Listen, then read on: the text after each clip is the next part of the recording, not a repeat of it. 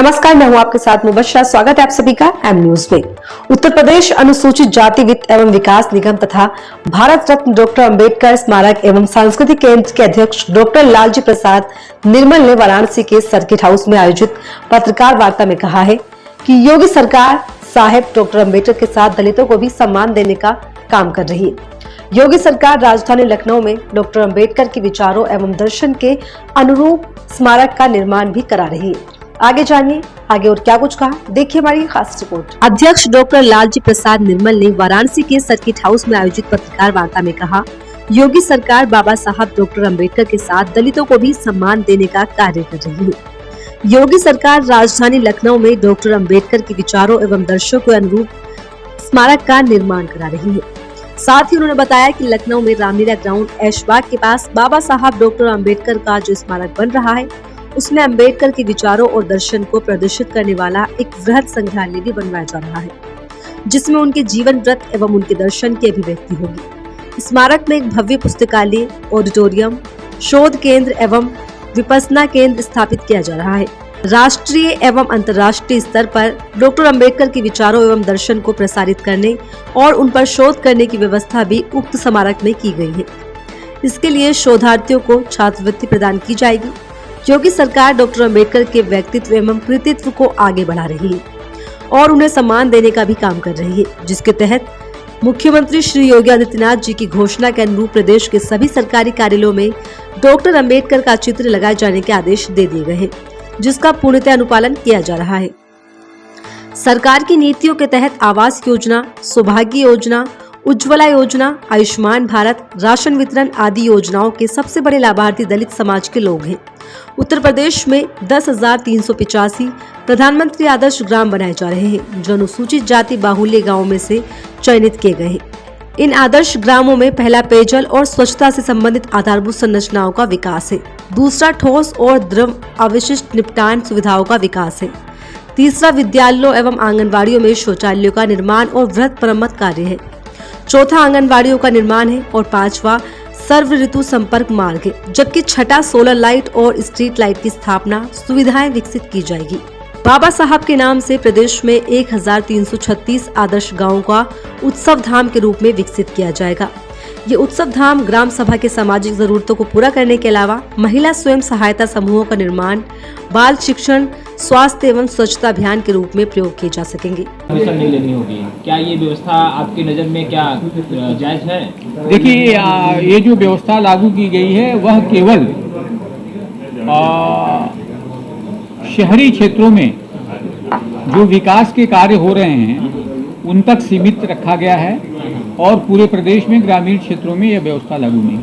केवल शहरी क्षेत्रों में और जो सरकार की जो योजनाएं चल रही हैं उसके लिए आवश्यकता के अनुरूप इसको किया जाए। मतलब सरकारी योजनाओं के लिए? सरकारी योजनाओं के लिए जी, ये आम लोगों के लिए नहीं। अच्छा, एक आखिरी सवाल, सरकार अब सांसदों पर लगे मुकदमे वापस ले रही है। आज प्रयागराज में कुछ एप्लीकेशंस फाइल हुए हैं। आर.के. सिंह पटेल जो बांदा के सांसद है, वो कुछ डकैतों को संरक्षण देने के आरोप में मुकदमा था, उन पर मुकदमा वापस ले रही है सरकार। तो कैसे देखते हैं अब इन लोगों को? नहीं, देखिए, ये तो न्यायिक दृष्टिकोण से उसका परीक्षण होता है और परीक्षण होने के बाद ही कई चक्रों में और कई स्तरों पर इस संबंध में विचार विमर्श होता है और जहां उपयुक्तता होती है उसके आधार पर कार्रवाई होती है।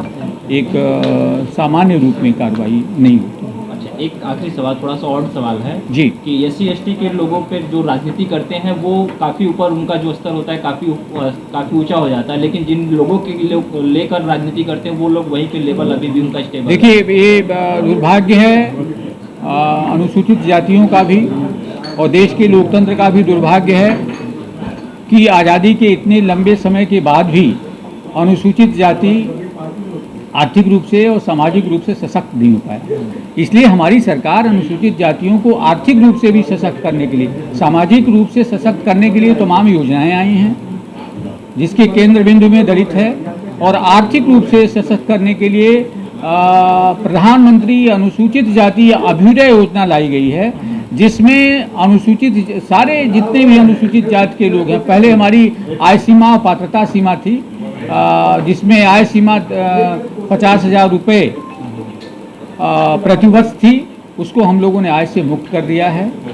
पहले हम 10,000 अनुदान देते थे, अब हम 50,000 अनुदान देते हैं।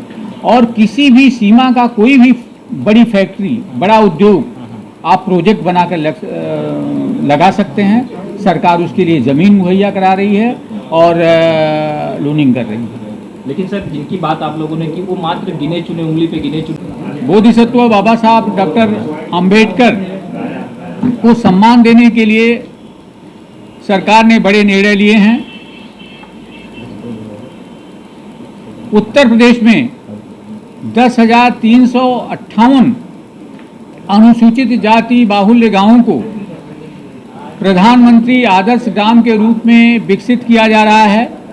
इन आदर्श ग्रामों में सारी मूलभूत सुविधाएं जो जीवन के लिए आवश्यक हैं वह उपलब्ध कराई जाएंगी और 1336 गांवों को, दलित बाहुल्य गांवों को डॉक्टर अंबेडकर उत्सव धाम के रूप में विकसित किया जाएगा और जिसमें वाराणसी के 28 ग्राम इस समय चयनित हुए हैं जहां पर अंबेडकर उत्सव धाम बनेगा। वहां पर भी सब मौलिक सुविधाएं उपलब्ध कराई जाएंगी और 25 लाख रुपए से एक सामुदायिक भवन का भी निर्माण किया जाएगा वहां के ग्रामवासियों की सुविधा के लिए। इसके अतिरिक्त मुख्यमंत्री योगी आदित्यनाथ जी बाबा साहब डॉक्टर अंबेडकर को सम्मान देने के लिए प्रदेश की राजधानी लखनऊ में बाबा साहब डॉक्टर अंबेडकर स्मारक और सांस्कृतिक केंद्र का निर्माण करवा रहे हैं, जो केवल पत्थरों का स्मारक नहीं होगा जो मायावती ने बनवाया। यह डॉक्टर साहब अंबेडकर के विचारों पर आधारित एक सांस्कृतिक केंद्र होगा जिसमें एक संग्रहालय के माध्यम से बाबा साहब डॉक्टर अंबेडकर के पूरे व्यक्तित्व और कृतित्व को प्रदर्शित किया जाएगा। पुस्तकों का प्रकाशन होगा, राष्ट्रीय अंतर्राष्ट्रीय स्तर के सेमिनार होंगे, विपस्सना केंद्र होगा, भव्य ऑडिटोरियम होगा। इस प्रकार से हमारी सरकार बाबा साहब डॉक्टर अंबेडकर को सम्मान देने के लिए कार्य कर रही है। प्रदेश के सारे सरकारी कार्यालयों में डॉक्टर अंबेडकर का चित्र लगाना अनिवार्य कर दिया गया है और आने वाले 14 अप्रैल को बाबा साहब डॉक्टर अंबेडकर की जयंती ग्राम्य स्तर पर भी मनाए जाने का निर्णय लिया। अच्छा, कुछ फंड का एलोकेशन भी होगा क्या जयंती मनाने के लिए? फंड का एलोकेशन पूर्व वर्षों में हुआ था, अब की बात पिछली बार कितना हुआ था मंत्री जी, कुछ आइडिया लगभग प्रत्येक जिले के लिए?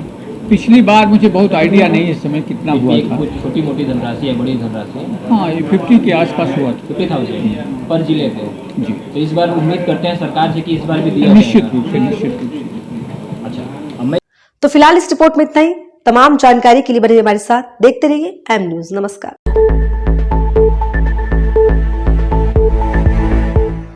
सवाल सत्ता से कीजिए, विपक्ष से नहीं।